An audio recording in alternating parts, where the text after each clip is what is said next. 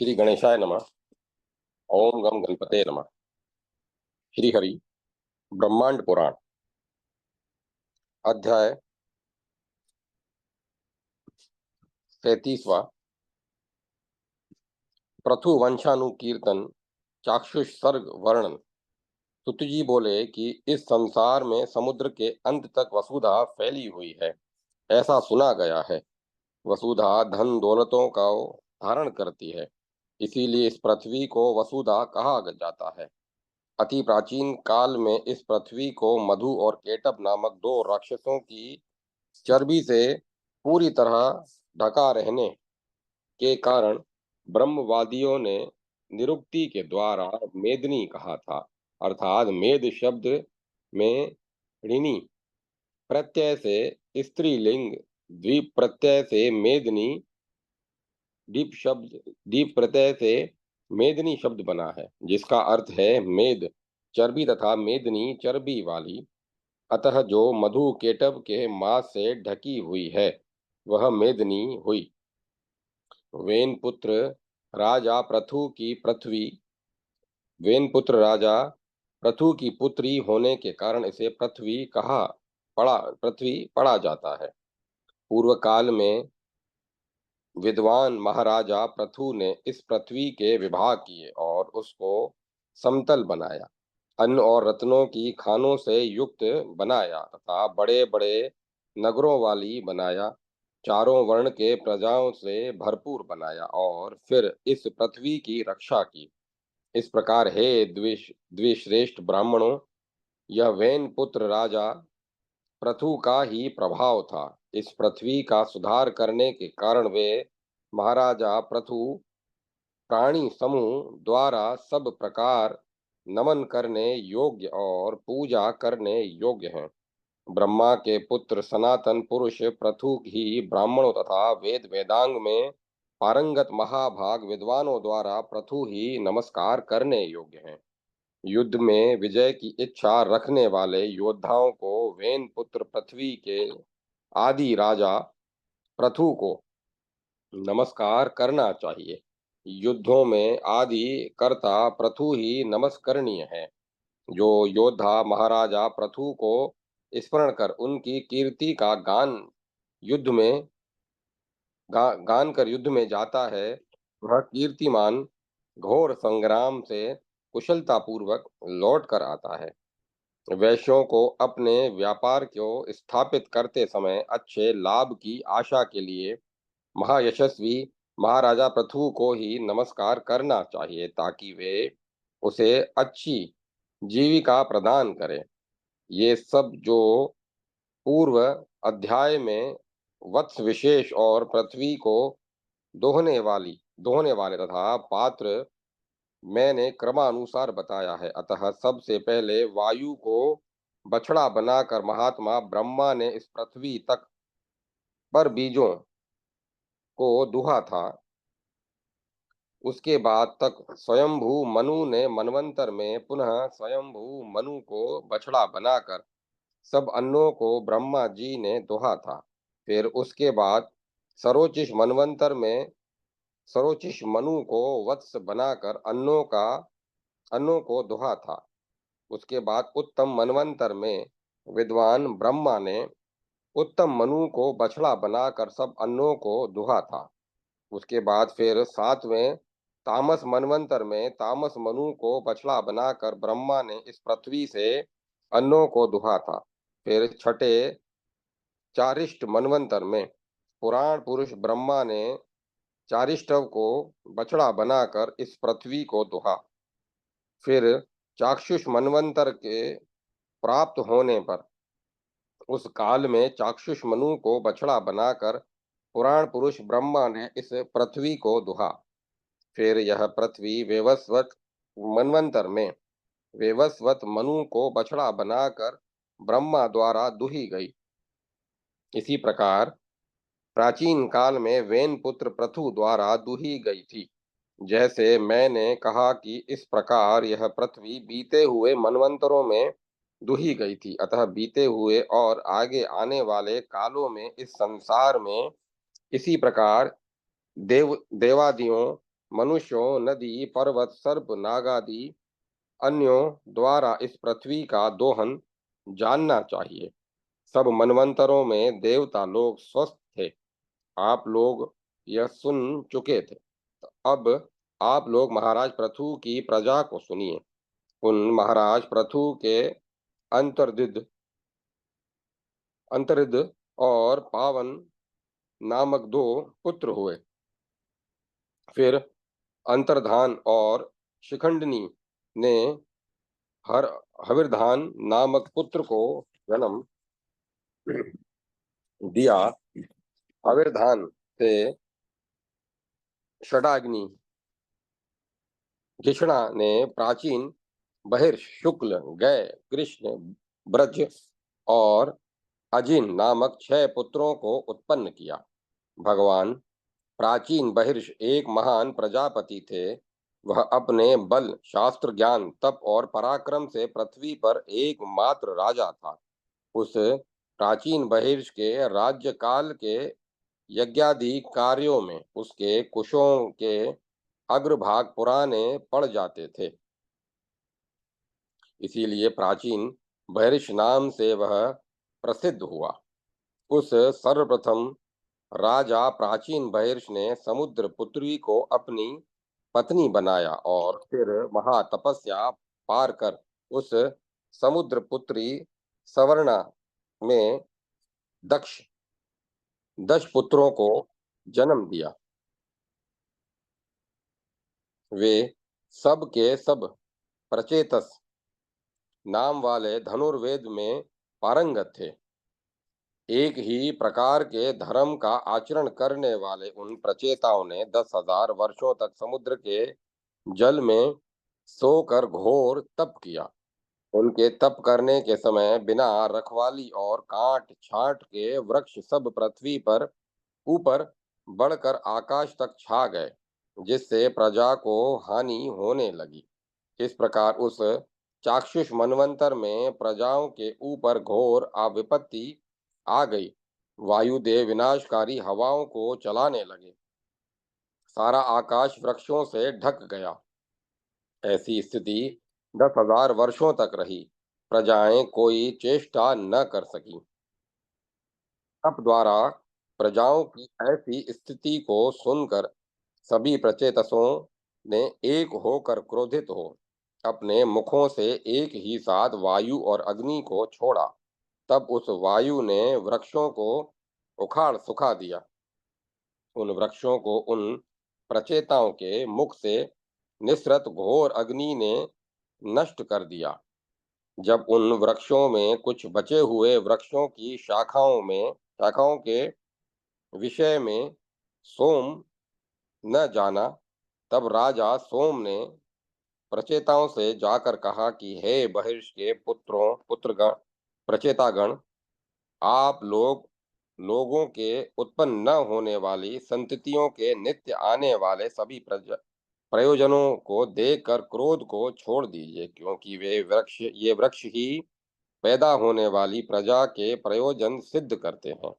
इन्हीं से प्रजा जीवन प्राप्त करती है। इनका ही उनके जीवन में सर्वाधिक उपयोग है। ये ही नहीं रहेंगे तो प्रजा लोग नहीं रहेंगे। अतः आप अग्नि तथा वायु को शांत कर दीजिए, जिससे ये वृक्ष पृथ्वी पर पुनः उत्पन्न होंगे। यह रत्नभूत कन्या वृक्षों की श्रेष्ठ पुत्री है। भविष्यगत घटनाओं को जानकर मैंने अपनी किरणों से उसे बढ़ाया है। इसका नाम मारीशा है। इसको वृक्षों ने ही उत्पन्न किया है। सोम, मेरे गर्भ में बड़ी हुई यह कन्या तुम्हारी पत्नी होगी। आधे तुम्हारे तेज से और आधे मेरे तेज से उसके गर्भ में विद्वान दक्ष प्रजापति का जन्म होगा। सो वह अग्नि द्वारा अग्नि के समान महातेजस्वी होकर इस आपके तेज से जली वसुधा का तथा सारी पृथ्वी का पुनः पालन पोषण करेगा। तब सोमदेव चंद्रमा के वचन को सुनकर प्रचेताओं ने उसको ग्रहण कर लिया तथा क्रोध को समाप्त कर वृक्षों से निकाली गई मारीशा को धर्म द्वारा पत्नी के रूप में स्वीकार किया कर लिया। उसके बाद वे उन सब प्रचेताओं ने मारीशा के मारीशा में मन से गर्भ को धारण कराया तथा उस मारीशा में 10 प्रचेताओं के अंश से महातेजस्वी पराक्रमी प्रजापति दक्ष का जन्म हुआ। आदिकाल में वे तो प्रजापति दक्ष को मन के संकल्प से पैदा किया गया था, मैथुन से नहीं किया गया था। इसके बाद दक्ष प्रजापति ने मैथुन से नहीं, मन से पहले जड़ पदार्थों को, फिर चेतन प्राणियों के 2 पैर वाले मनुष्यों को, 4 पैर वाले पशुओं को मन के संकल्प से पैदा करके बाद में स्त्रियों को उत्पन्न किया। उन्होंने 10 स्त्रियां धर्म को दी तथा 13 स्त्रियां कश्यप को दी तथा समय विभाजन से नियुक्त 27 कन्याओं को चंद्रमा को दिया। इन सब को देकर 4 कन्याओं को अरिष्टनेमि को, 2 बाहुपुत्र को और 2 को अंगिरा को प्रदान किया। एक कन्या को कृशाश्व के लिए दिया। उसके बाद उनकी संतानें पैदा हुई। इसी प्रकार धीरे धीरे छठवां चाक्षुष मनवंतर व्यतीत हो गया। फिर 7वें विवस्वत मनु प्रजापति के काल में उन दक्ष की कन्याओं में देवता, पक्षी, नाग, दैत्य, दानव, गंधर्व, अप्सराएं एवं अन्यान्य जातियां उत्पन्न हुई। इसके बाद इस पृथ्वी पर प्रजाएं मैथुन के द्वारा पैदा होने लगी। उनके पूर्व होने वालों की सृष्टि संकल्प, दर्शन और एवं स्पर्श से होती कही जाती है। ऋषियों ने कहा, हे सुत जी, आपने देवताओं, दानवों और देव ऋषियों की उत्पत्ति महात्मा दक्ष की उत्पत्ति से पूर्व बताई है तथा प्रजापति दक्ष का जन्म अपने प्राणों से बताया है। फिर उन प्रजापति दक्ष को प्रचेताओं के पुत्र कहा गया।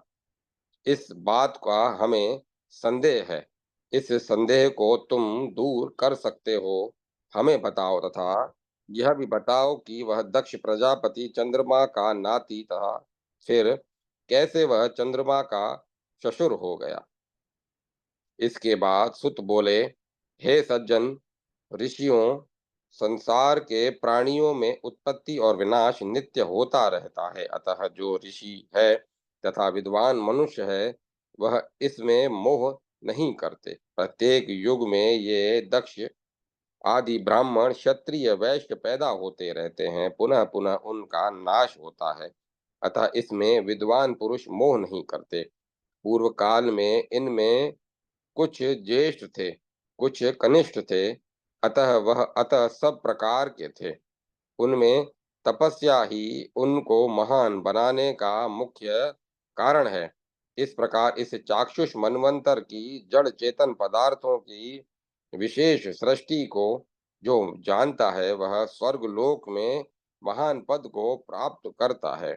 इस प्रकार हमने चाक्षुष मनु का सर्ग संक्षेप में बताया है। इस प्रकार ये 6 निसर्ग मनवंतरों के संबंधित हैं। स्वयंभू मनु के सर्ग से लेकर चाक्षुष मनु के मनवंतर तक का वर्णन संक्षेप में क्रमानुसार किया जा चुका है। ये इतने सर्ग जिस प्रकार प्रकृष्ट ज्ञान वाले विद्वानों ने बताए हैं वे वर्णन कर दिए गए। इन सभी मनवंतरों का काल विस्तार विवस्वत मनु के निसर्ग के काल विस्तार के समान जान लेना चाहिए। विस्तार में वे सब सर्ग कम नहीं थे। आरोग्य, आयु, प्रमाणों से, धर्म से, काम से, अर्थ से व्यवस्वत मनु के सब कार्य अन्यों के समान ही हैं। इन सब के गुणों को जो व्यक्ति असूया भाव को छोड़कर पढ़ता है वह आरोग्य, आयु, प्रमाणों के साथ धर्म से, काम से, अर्थ से इनके गुणों को प्राप्त करता है। ऋतु जी बोले, कि अब आगे मैं इस मनवंतर के प्रवर्तक महात्मा विवस्वत के सर्ग को संक्षेप में से वर्णन करूंगा। अतः आप लोग वर्णन करते हुए मुझसे सुनिए। इस प्रकार श्री ब्रह्मांड पुराण वायु प्रोक्त पूर्व भाग द्वितीय अनुषंग पाद 37वां अध्याय प्रथु वंशानुकीर्तन चाक्षुष सर्ग वर्णन संपन्न हुआ। जय माता सरस्वती। जय मां सरस्वती। अध्याय 38वां विवस्वत मनवंतर वर्णन। सुत जी बोले, इसके बाद विवस्वत मनु के 7वें मनवंतर में मरीचि पुत्र कश्यप से देवता लोग और ऋषि पैदा हुए। आदित्य वसुगण रुद्रगण साध्यगण विश्व देवगण मरुदगण भृगु पुत्र एवं अंगिरा पुत्र ये देवगण स्मरण किए गए हैं। इनमें आदित्यगण मरुदगण और रुद्रगण कश्यप के पुत्र जानने चाहिए। साध्यगण वसुगण वैश्वेदेव गण ये 3 गण धर्म के पुत्र हैं। भृगु के तो भृगुगण देवता है और अंगिरा के अंगिरस देवता हैं। वेवस्वत मनवंतर के ये देवगण छंदों से उत्पन्न कहे गए हैं। ये सभी देवगण महाप्रलय काल तक चलेंगे। यह जो इस समय सर्ग चल रहा है वह मरीचि पुत्र कश्यप का सर्ग जानना चाहिए। इस मनवंतर का इंद्र महाबली इंद्र है, अर्थात इस मनवंतर का राजा महाबली इंद्र है।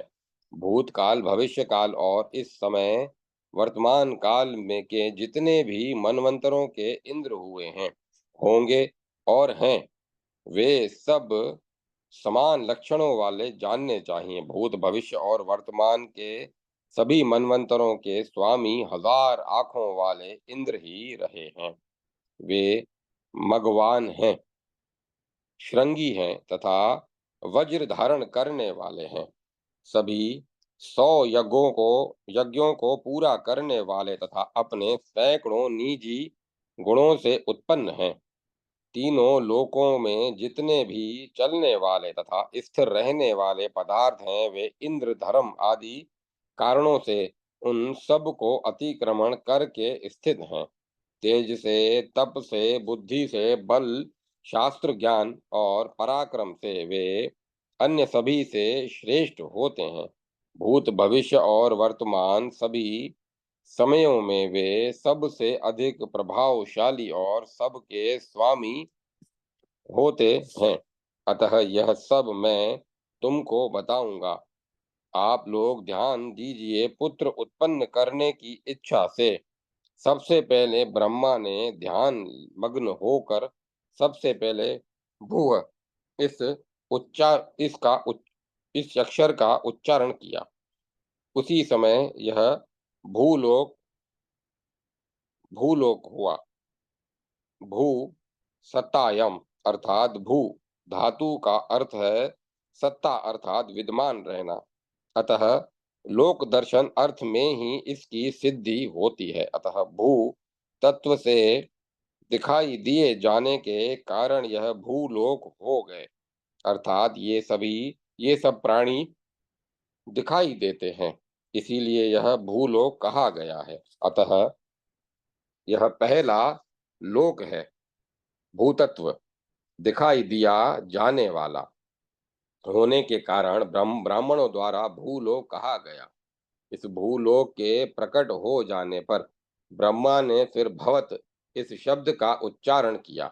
भवत का अर्थ है वर्तमान काल में होता हुआ। इस प्रकार इस बोध के कारण यह शब्द भवत कहा जाता है।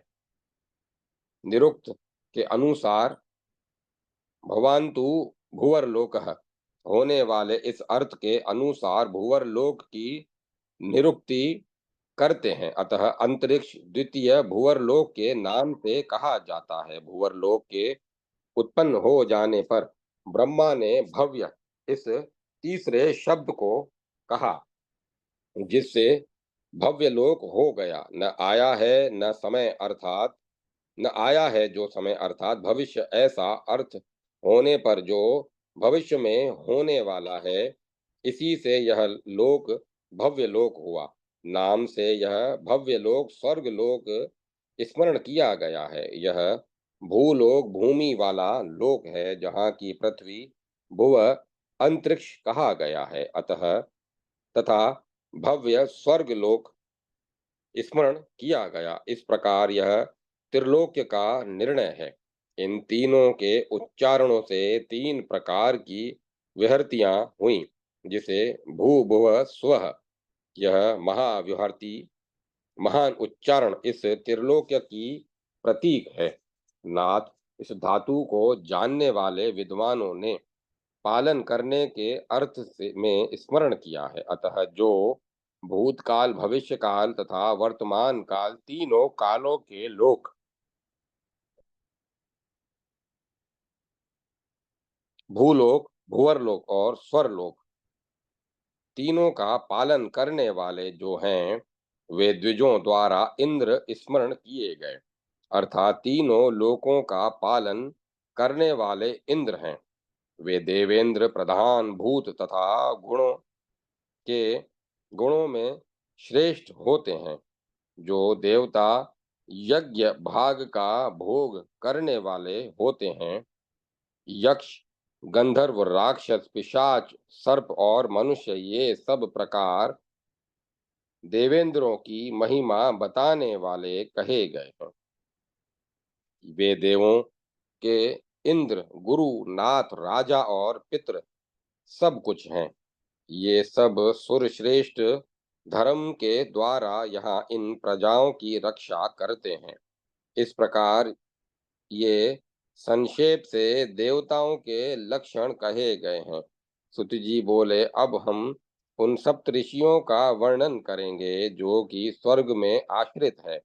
महाराजा गाधी से उत्पन्न कुशिक वंशी बुद्धिमान महातपस्वी विश्वामित्र भृगु गोत्रीय प्रतापी उरु पुत्र जमदग्नि बृहस्पति पुत्र महायशस्वी भारद्वाज परम धार्मिक उथत्य के पुत्र गौतम विद्वान शरद्वान स्वयंभू ब्रह्मा के पुत्र पंचम ऋषि भगवान अत्रि छठे वशिष्ठ पुत्र लोक प्रसिद्ध वसुमान तथा सातवें ऋषि कश्यप गोत्रीय वत्स्य हैं। इस प्रकार ये सात सज्जनों द्वारा माने गए ऋषि हैं। ये ही इस वर्तमान मनवंतर में सात ऋषि कहे गए हैं। इक्ष्वाकु नृग घृष्ट शर्याति नृशंत विख्यात नाभाग करुक्ष प्रशग्र प्रशग्र पांशु नौवें स्मरण किए गए। इस प्रकार नौ सुधार्मिक विवस्वत मनु के पुत्र हैं। सुत जी बोले कि मैंने आपको इस सातवें मनवंतर का वर्णन किया है। इस प्रकार हे ब्राह्मणों, मैंने यह दूसरे पाद का वर्णन क्रमानुसार पूर्व से लेकर विस्तार पूर्वक कह दिया है। अब आगे मैं क्या कहूँ। इस प्रकार श्री ब्रह्मांड पुराण वायु प्रोक्त पूर्व भाग द्वितीय अनुषंग पाद 38वां अध्याय विवस्वत मनवंतर वर्णन संपन्न हुआ। जय माता सरस्वती। जय माता सरस्वती। अध्याय 39वां।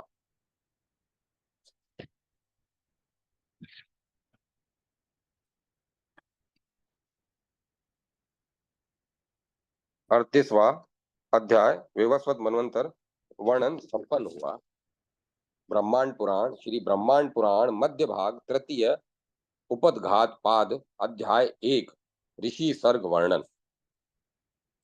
वहां नैमिषारण्य में वायु द्वारा कही गई पुराण कथा को कहने वाले सुत जी ने जब ब्रह्मांड पुराण के अनुश्रंग पाद की कथा सुना दी, तब शांशपायन ऋषि ने उनसे कहा कि हे सुत जी, आपने इस पवित्र ब्रह्मांड महापुराण के दूसरे अनुषंग पाद का वर्णन हमें सुना दिया। अब हमें तीसरे अपोदघात पाद का विस्तार से वर्णन कीजिए। सुत जी बोले, हे ऋषियों, अब मैं तीसरे अपोद्घात पाद का विस्तार सहित वर्णन करूंगा। अतः हे विप्रों, इस पाद का विस्तार से वर्णन ध्यान पूर्वक सुनिए। यह जो इस समय वेवस्वत मनु का मनवंतर चल रहा है, उसे हे ब्राह्मणों आप लोग प्रारंभ से अंत तक विस्तार पूर्वक सुनिए। मैं यह पहले ही बता चुका हूं कि 71 बार चारों युगों के बीतने पर एक मनवंतर समाप्त होता है। देवताओं, ऋषियों, दानवों, पितरों, गंधर्वों, यक्षों, राक्षसों, भूतों, सर्पों, मनुष्यों, पशुओं, पक्षियों और स्थावरों के साथ मनु आदि भविष्य में होने वाले आख्यानों से युक्त वेवस्वत सर्ग का वर्णन भगवान वेवस्वान को नमस्कार कर करूंगा। पहले स्वयंभू मनवंतर में सृष्टि कार्य के प्रवर्तक जो सप्तऋषि विद्यमान थे, चाक्षुष मनवंतर के बीत जाने पर वेवस्वत मनवंतर के प्रारंभ में भी महेश्वर को शापवश उन प्रजापति दक्ष का भृगु आदि महा ओजस्वी और महात्मा ऋषियों का पुनः प्रादुर्भाव होता है। वे ही स्वयंभू ब्रह्मा के द्वारा पुत्र के रूप में कल्पित मानसी सिद्धि द्वारा उत्पन्न सप्तऋषि पुनः उत्पन्न होते हैं और उत्पन्न होकर वे महात्मा महर्षिगण अनेक प्रकार की प्रजाओं और संतानों की कामना से पुनः सृष्टि का कार्य पहले क्रम के अनुसार प्रारंभ करते हैं। अब मैं जिसके वंश से उत्पन्न होने वालों से ग्रहों एवं नक्षत्रों से ढके हुए इस जड़ चेतन संसार की रचना पुनः पूर्ण की जाती है, उन विशुद्ध ज्ञान और उन विशुद्ध कर्म वाले महात्माओं की संतानों का वर्णन संक्षेप और विस्तार पूर्वक क्रम से कर रहा हूँ। इसके बाद ऋषियों ने कहा, हे सुत जी, पूर्व काल में ये ब्रह्मा के मानस पुत्र ऋषि कैसे उत्पन्न हुए तथा ब्रह्मा जी ने उन्हें कैसे पुत्र के रूप में कल्पित कर लिया। हे सज्जनों, में श्रेष्ठ सुत जी यह हमें बताइए।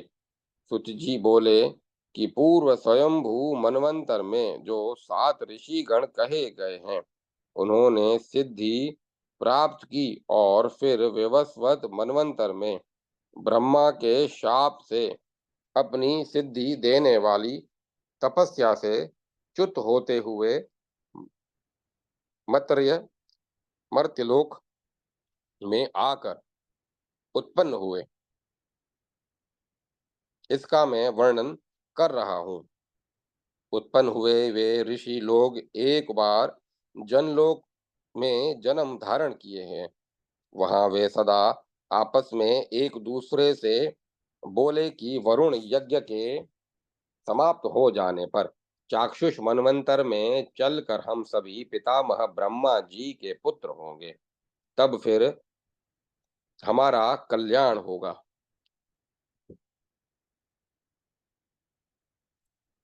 ऐसा कहकर वे सभी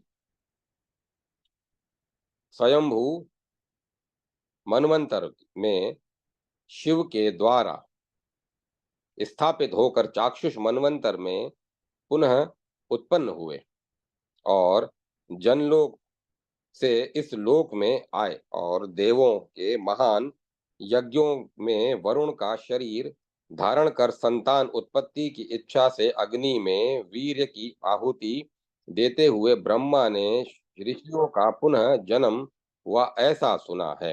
भृगु, अंगिरा, मरीचि, पुलत्स्य, पुलह, क्रतु, अत्रि, वशिष्ठ ये 8 ब्रह्मा के पुत्र हैं। वरुण के इस विशाल यज्ञ में सभी देवता सम्मिलित हुए थे। यज्ञ के सभी अंगों एवं वस्त्रकार तथा साक्षात साकार रूप में उपस्थित थे। सामवेद यजुर्वेद की हजारों ऋचाएं साक्षात मूर्ति रूप में उपस्थित थी। क्रम से विभूषित ऋग्वेद कभी साक्षात मूर्ति रूप में उपस्थित थे। यज्ञ के अर्थ संप्रकृत सुक्त और ब्राह्मण मंत्रों वाला व्रतियों से भरा हुआ ओमकार रूप मुख से उज्जवल यजुर्वेद भी वहां साक्षात मूर्ति रूप में उपस्थित थे। सभी गाने योग्य छंदों को आगे कर विश्वावसु आदि गंधर्वों के साथ व्रत से युक्त सामवेद भी वहां शोभित हो रहे थे तथा ब्रह्मवेद घोर विधियों से युक्त तथा प्रत्यय प्रत्यंगिर संयोग से युक्त होकर दो भागों में विभक्त होकर उपस्थित था। इन सब के अतिरिक्त लक्षणा विस्तर स्तोभ निरुक्त स्वर भक्तियां आश्रय वष्टकार निग्रह प्रग्रह सब उपस्थित थे। दीप्ति मूर्ति इला देवी दिशाएं दिशाओं के स्वामी देवकन्याएं पत्नियां तथा माताएं मातृकाएं तथा आयु ये सब भी सुंदर रूप वाले वरुण का शरीर धारण कर यज्ञ करते हुए देव यज्ञ में उपस्थित थे। अतः ये सब भी देवों के साथ यज्ञ कर रहे थे। वहां पर स्त्रियां भी थी ही। अतः उन स्त्रियों को देखकर ब्रह्मा जी का वीर स्खलित हो गया और पृथ्वी पर गिर गया। ब्रह्म ऋषि के भाव से प्रभावित निश्चित विधान के कारण पितामह ने पृथ्वी पर गिरे हुए अपने वीर्य को घृत की भांति दोनों हाथों से सुरवा चमचा पर रखकर यज्ञ में मंत्रों का विधिवत उच्चारण कर हवन कर दिया। उसके बाद प्रजापति ब्रह्मा ने पंचभूत में समूह की उत्पत्ति की। लोक में परम तेज युक्त किंतु पृथ्वी पर गिरने के कारण कुछ क्षीण तेज वाले उस वीर से सतवगुण रजोगुण और तमोगुण युक्त सृष्टि की। फिर ब्रह्मा ने घृत की थाली में उठाकर अपने वीर से आहुति दी। जैसे ही वीर की आहुति दी गई वैसे ही उस यज्ञ में से महर्षिगण उत्पन्न हो गए। वे ऋषिगण अपने गुणों और प्रभावों से युक्त अब शरीर वाले थे। एक बार उस शुर्क के अग्नि में डालने पर उस उठी हुई ज्वालाओं से कवि भृगु उत्पन्न हुए। हिरण्यगर्भ ने उन्हें अग्नि को फोड़कर निकले हुए होने के कारण भृगु हो ऐसा कहा। क्योंकि तुम तोड़कर निकले हो इसीलिए भृगु हो। निरुक्त के अनुसार भित्वा गच्छति तोड़कर निकलता है वह भृगु। अतः शब्द की व्युत्पत्ति के अनुसार उन्हें भृगु कहा गया। फिर महादेव ने उन उत्पन्न हुए भृगु को देखकर ब्रह्मा जी से कहा कि प्रभु मेरी इच्छा से आपने यह मेरा पुत्र पैदा किया है अतः हे देव यह पहला पुत्र मेरा होवे। तब स्वयंभू ब्रह्मा ने ऐसा ही हो कहकर महादेव को सम्यक प्रकार से आज्ञा दे दी। तब महादेव ने भृगु को पुत्र के रूप में मान लिया। वे वारुण यज्ञ से पैदा हुए थे इसीलिए उनकी उसकी संतान भी कहे गए। उसके बाद प्रभु ब्रह्मा ने वीर की दूसरी आहुति यज्ञ के अंगारों में दी। तब अंगारों से सनहत अंगिरा ऋषि की उत्पत्ति हुई।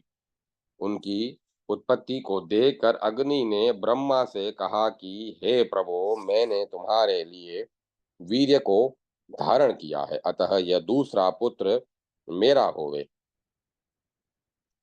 तब ब्रह्मा जी ने कहा कि ऐसा ही हो। इसलिए अग्नि से ग्रहण किए जाने के कारण अंगिरा आग्नेय होते हैं ऐसा सुना गया है। इस प्रकार लोक रचयिता ब्रह्मा ने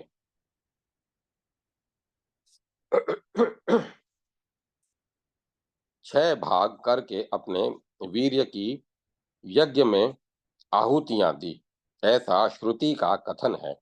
वहां पहले अग्नि की मरीचियों लपटों से मरीचि ऋषि उत्पन्न हुए। उस क्रतु यज्ञ से क्रतु उत्पन्न हुए, इसीलिए उनका नाम क्रतु रखा गया। वहां से जब अत्रि पुत्र पैदा हुए तो उन्हें उन्होंने कहा कि मैं तीसरा हूँ, इसीलिए वे अत्रि कहे गए। अपने केशों को नीचे लटकते हुए पैदा हुए, इसीलिए वे पुलत्स्य कहे गए।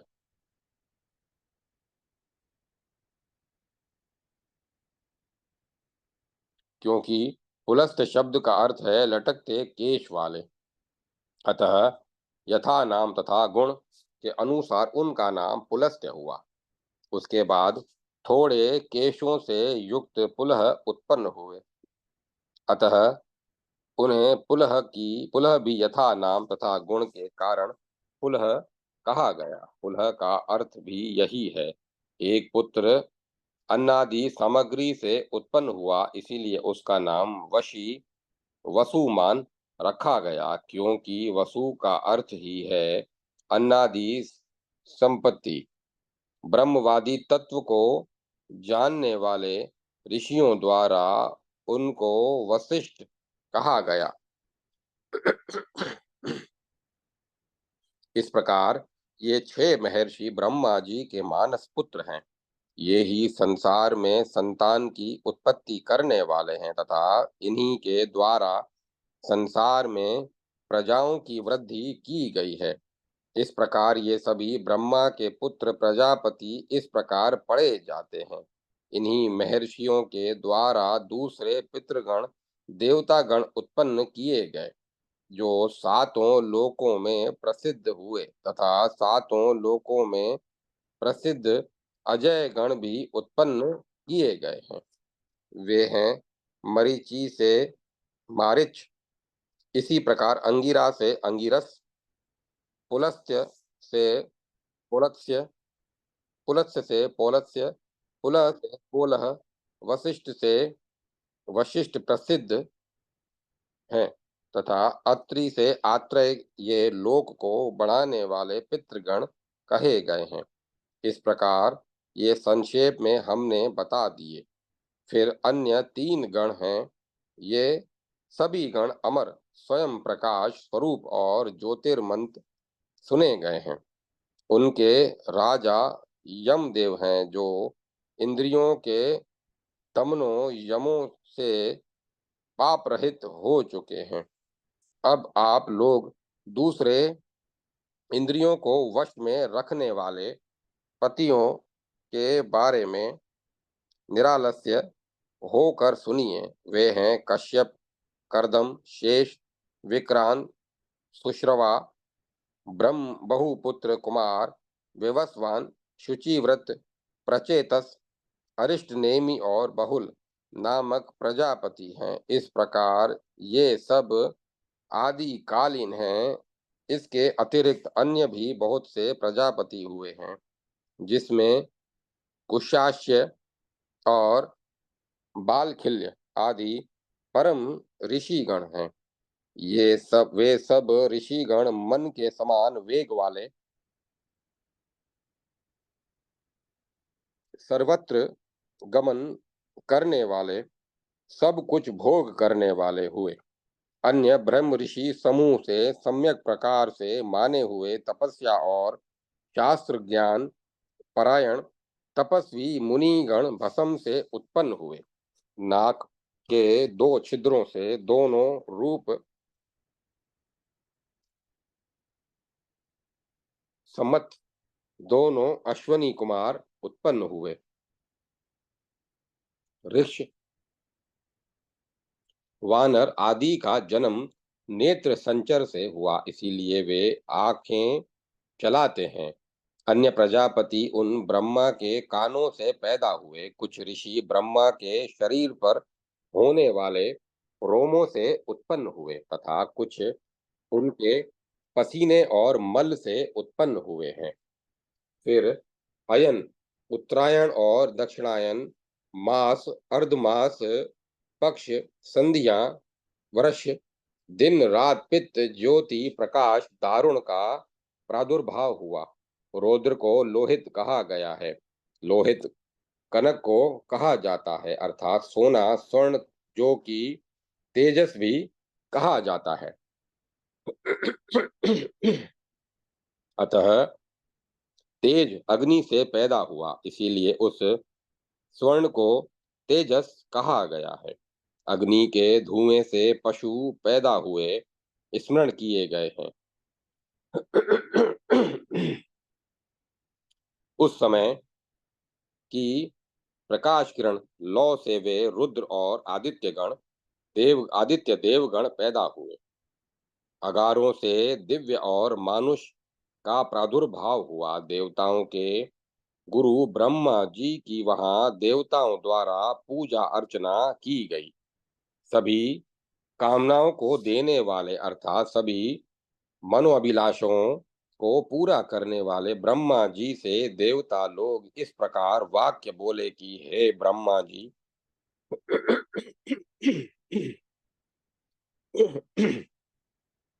आप इस संसार के आदि प्राणी हैं, संसार के मूल हैं, तथा आप से उत्पन्न हैं, अर्थात आप स्वयंभू हैं। आपको पैदा करने वाला कोई नहीं है।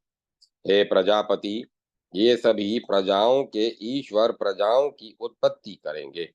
ये सभी प्रजापति तथा सभी तपस्वी हैं।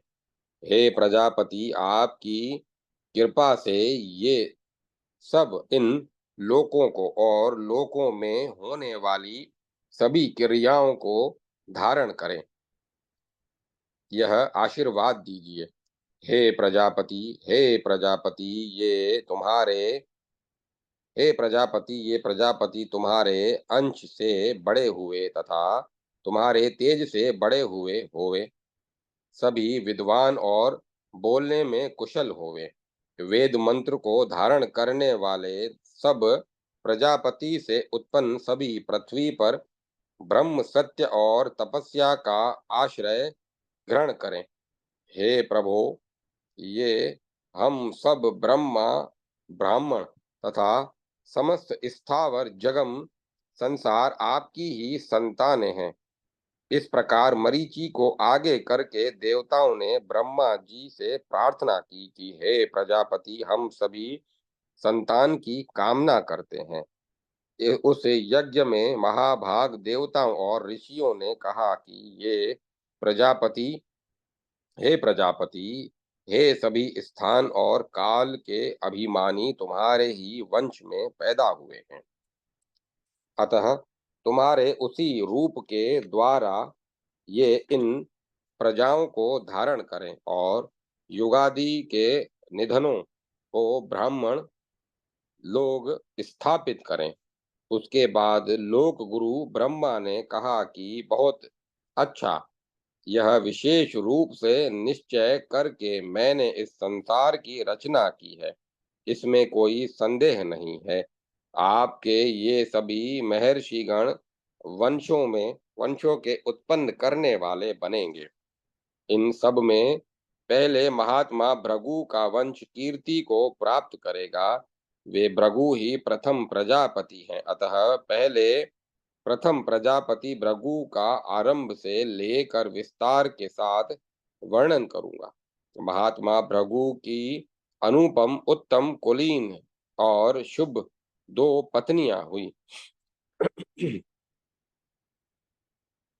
हिरण्यकिशु की दिव्या नाम की कन्या सुनी गई है। राजा पुलोम की पुलोमी श्रेष्ठ वर्ण वाली पुत्री थी। भृगु ऋषि के से दिव्या ने ब्रह्म ज्ञानियों में श्रेष्ठ देवताओं और असुरों के आचार्य शुक्र को जन्म दिया, जो कवि श्रेष्ठ नाम से भी पुकारे जाते हैं। शुक्र उष्णा कहे गए हैं तथा वे नित्य काव्य नाम से पुकारे गए। सोमपान करने वाले पितरों की मानसी कन्या, जो बहुत ही यशस्विनी थी, जिसका नाम गौ था, उसने 4 पुत्रों को जन्म दिया। वे हैं त्वष्टा, वस्त्री, षड एवं अमरक। ये सब तेज से आदित्य सूर्य के समान तथा प्रभाव से ब्रह्मा के समान थे। वस्त्री के रजत, पृथु, रश्मि और विद्वान बृहंगिर, ये ब्रह्मिष्ठ और दैत्य यज्ञ करने वाले पुत्र थे। एक बार यज्ञ रूप अधर्म के विनाश के लिए मनु से निवेदन किया, परंतु धर्म को नष्ट हुआ देखकर इंद्र ने मनु से कहा कि मैं इन्हीं दैत्यों के द्वारा तुमसे यज्ञ करवाऊंगा। इंद्र के इस वाक्य को सुनकर दैत्य उस स्थान देश से भाग गए। उन दैत्यों के तिरोभूत भाग जाने पर इंद्र ने मनु पत्नी अचेतना को ग्रह से मुक्त कराकर उसका अनुसरण किया। उसके बाद इंद्र के विनाश के लिए प्रयत्नशील उन दुष्ट मुनियों को देखकर मुस्कुराकर इंद्र ने क्रोधित होकर उन सब का संहार कर दिया और यज्ञ की वेदी के दक्षिण भाग में शयन किया। उसके बाद वहां उनके मृत शरीरों को वहां गुफाओं में रहने वाले भेड़ियों द्वारा खींच खींच कर खाने से जहां उनके सिर गिरे वहां पर खजूर के पेड़ हो गए। इस प्रकार प्राचीन काल में वस्त्री के पुत्र इंद्र द्वारा मार दिए गए। शुक्र की पत्नी जयंती में देवयानी उनकी पुत्री पैदा हुई। त्रिशरा और विश्वरूप त्वष्टा के महान पुत्र हुए, जो वेरोचनी और यशोधरा में महायशस्वी पुत्र पैदा हुए थे। अर्थात त्वष्टा की पत्नी विरोचना और यशोधरा से त्रिशिरा और विश्वरूप दो महायशस्वी पुत्र पैदा हुए। विश्वरूपा के अनुज विश्वकर्मा नाम से स्मरण किए गए। भृगु के 12 पुत्र हुए, जो भृगु देवता कहे गए। प्रभु काव्य की अनुजा कन्या दिव्या ने भुवन, भावन, अंत्यन, आत्यान, क्रतु, शुचि, शव, श्रवा, मूर्धा, ब्याज, वसुध और प्रभव, ये 12 भृगु पुत्र कहे गए हैं। इस प्रकार 12 भृगु गण देवता 12 यज्ञी देवता कहे गए हैं। पुलोमा पुत्री पुलोमी ने इंद्रियों को वश में करने वाले ब्रह्मिष्ठ ब्राह्मण पुत्र को जन्म दिया, जिसको क्रूर राक्षस द्वारा गर्भ के 8वें मास में ही व्याधित कर दिया गया। अतः वह गर्भ गिराया, क्योंकि वह गर्भ च्युत हुआ गिर गया था। अतः उसी गिरने से च्युत शब्द के अनुसार उस शिशु का नाम च्यवन रखा गया। अर्थात उस च्युत गर्भ शिशु में चेतना थी, इसीलिए उसे प्रचेतन कहा गया। प्रचेता च्यवन से सुकन्या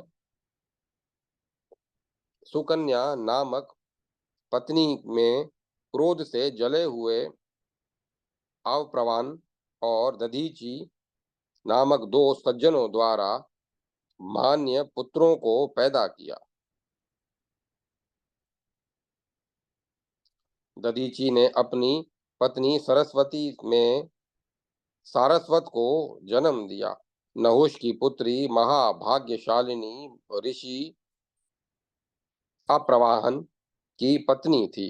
अप्रवाहन अप्रवाहन का ऋषि उरु नामक महायशस्वी पुत्र जंघाओं को फाड़ कर पैदा हुआ। उस औरव का पुत्र ऋचिक जलती हुई अग्नि के समान तेजस्वी था। ऋचिक ऋषि ने सत्यवती में जमदग्नि को जन्म दिया। बताया जाता है कि पूर्व काल में भृगु ने जो चरु दिए थे। उन चरुओं के बदल जाने से रौद्र चरु सत्यवती को मिल जाने से सत्यवती के गर्भ से रुद्र स्वभाव वाले जमदग्नि का नाम हो गया। अर्थात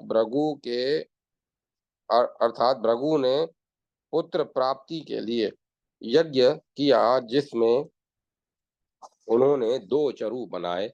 एक वैष्णव चरु था, दूसरा रौद्र चरु था। उसमें रौद्र चरु देना था सत्यवती की माँ गाधी की पत्नी को, क्योंकि वे क्षत्रिया थी, तथा वैष्णव चरु देना था ऋचिक ऋषि की पत्नी सत्यवती को, परंतु वह बदल गया।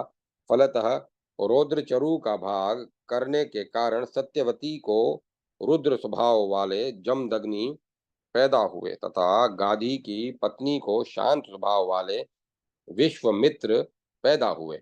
जमदग्नि की पत्नी रेणुका ने जमदग्नि से इंद्र के समान पराक्रमी असीमित तेज वाले ब्राह्मण और क्षत्रियों के पराक्रम वाले परशुराम को उत्पन्न किया। उरु पुत्र ऋचिक के 100 पुत्र थे, जिनमें जमदग्नि सबसे बड़े थे। उन 100 पुत्रों के 1000 पुत्र उत्पन्न हुए। उन सभी भृगु वंशीय ऋषियों के वंशज परस्पर अन्य अन्य ऋषियों के वंशजों से ब्रह्मादि कार्यों में योग्य माने गए हैं। वत्स, विद, आर्ष आर्ष्ट्रिशेण, यस्क, वैन्य, शौनक और मैत्रेयु, ये 7 भार्गव पक्ष के ऋषिगण माने गए हैं। अब आप बुद्धिमान अग्नि के पुत्र अंगिरस के वंश को सुनिए, जिसके गोत्र में परम तेज वाले भारद्वाज, गौतम और इच्छुमान नामक मुख्य देवता पैदा हुए। अंगिरस अथर्वा की मरीचि नंदिनी सुरूपा, कर्दम पुत्री स्वराट तथा मनु कन्या पथ्या नामक 3 स्त्रियां थी। इनमें होने वाले संतानों को वृतांत बदला रहा है बतला इनमें होने वाले संतानों को वृतांत बतला रहा हूँ। अथर्वा के उत्तराधिकारी गण, जो अथर्वा के कुल को आगे ले जाने वाले थे, वे अंगिरा की कठोर तपस्या के फल स्वरूप पैदा हुए थे। वहां स्वरूपा में बृहस्पति का जन्म हुआ और स्वराट ने गौतम को पैदा किया। अपास्य, वामदेव, उथत्य, उशति, घृष्ण, ये सभी पुत्र प्रथ्याम प्रथ्याम के गर्भ से उत्पन्न हुए, तथा सर्वत्र उनके मानस पुत्र हुए। अयास्य के पुत्र कितव हुए, तथा उथत्य के पुत्र शारद्वान हुए। उशिज के पुत्र दीर्घतमा तथा वामदेव के पुत्र बृहदत्य हुए। धिष्णु के पुत्र सुधनवा और सुधनवा के पुत्र ऋषभ हुए। ऋषभ के रथकार नामक देवगण स्मरण किए गए और परम विख्यात ऋषिगण सुने गए हैं। बृहस्पति के पुत्र भारद्वाज महायशस्वी सुने गए हैं। बृहस्पति के छोटे भाई अंगिरस गोत्रीय देवगण माने जाते हैं। ये अंगिरस गोत्रीय देवगण स्वरूपा के औरस पुत्र रूप में उत्पन्न हुए थे। उनकी संख्या 10 है, तथा उनके नाम हैं औदर्य, आयु, दनु, दक्ष, दम, प्राण, हविष्य, हविष्णु, ऋत और सत्य, तथा आयास्य, अथत्य, वामदेव, औशिज, भारद्वाज, साकृति, सर्ग, कणव, रथितर, मुदगल, विष्णु, वृद्ध, हरित और कपि, रुक्ष, भारद्वाज और कितव से ये 15 आंगिरस पक्ष के देवता गण हैं, जो अन्यान्य ऋषियों के गोत्रों से विवाहादि संबंधों के में स्वीकार किए गए हैं। अब मैं उत्तम पुरुष वाले मरीचि वंश के भेदों का वर्णन करूंगा, जिसके वंश में समस्त स्थावर जगमों की उत्पत्ति हुई।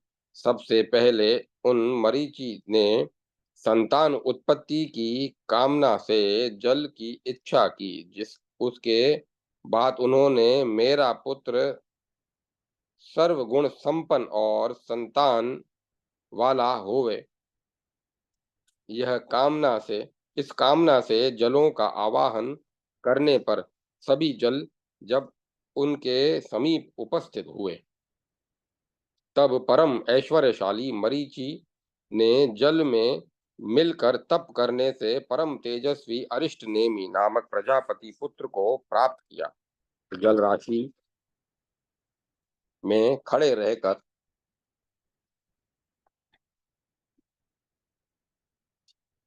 सज्जनों की कल्याण करने वाली वाणी का विशेष ध्यान करते हुए मरीचि 7,000 वर्ष तक जल में खड़े रहे, जिसके कारण वह उनका पुत्र अनुपम हुआ। इसी अरिष्ट नेमि का दूसरा नाम कश्यप था। कश्यप सविता सूर्य के जनक पैदा करने वाले पिता थे, अतः उनकी महता ब्रह्मा के समान थी। सभी मनवंतरों में वे ब्रह्मा के अंश से अवतरित होते हैं। कन्या के निमित्त क्रोधित दक्ष प्रजापति ने तब उस कश्यप को पी लिया, जिससे उनको नशा हो गया। तब से कश्य को मद कहा जाता है। हास्य में अर्थात कश धातु शब्द करने हंसने के अर्थ में आती है, अतः कश्य को हंसाने योग्य है। कश्य जो हंसाने योग्य है, जो सब काम मन और वाणी से होता है, अतः कश्य का अर्थ मन और वाणी से हंसना भी जानना चाहिए।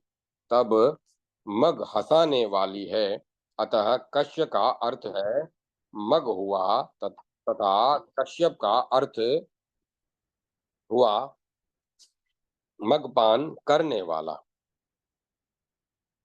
कन्या के निमित्त दक्ष ने कुपित तिरस्कृत होकर कठोर क्यों का प्रयोग किया था, अतः वे सब कश्यप नाम से प्रसिद्ध हुए। परमेष्टि ब्रह्मा के अनुरोध पर एवं कश्यप पर कश्य कश्यप कर प्रार्थना पर दक्ष ने अपनी कन्याएं कश्यप को दे दी। ये दक्ष कन्याएं ब्रह्म वादिनी एवं लोक माताएं थी। इस प्रकार इस पुण्यशील वरुण सृष्टि के सर्ग को जो जानता है, लंबी आयु वाला पुण्यवान पवित्र आत्मा शुद्ध एवं शाश्वत सुख को प्राप्त करता है। अतः इस वर्ण को ध्यान करने तथा अथवा सुनने से मनुष्य सभी पापों से मुक्त हो जाता है। इस प्रकार श्री ब्रह्मांड पुराण वायु प्रोक्त मध्य भाग तृतीय अपोदघात पाद प्रथम अध्याय ऋषि सर्ग वर्णन संपन्न हुआ। जय माता सरस्वती। जय मां सरस्वती। ओम नमः शिवाय। ओम तत्सत। ओम तत्सत। ओम तत्। अब कथा को विराम दिया जाता है।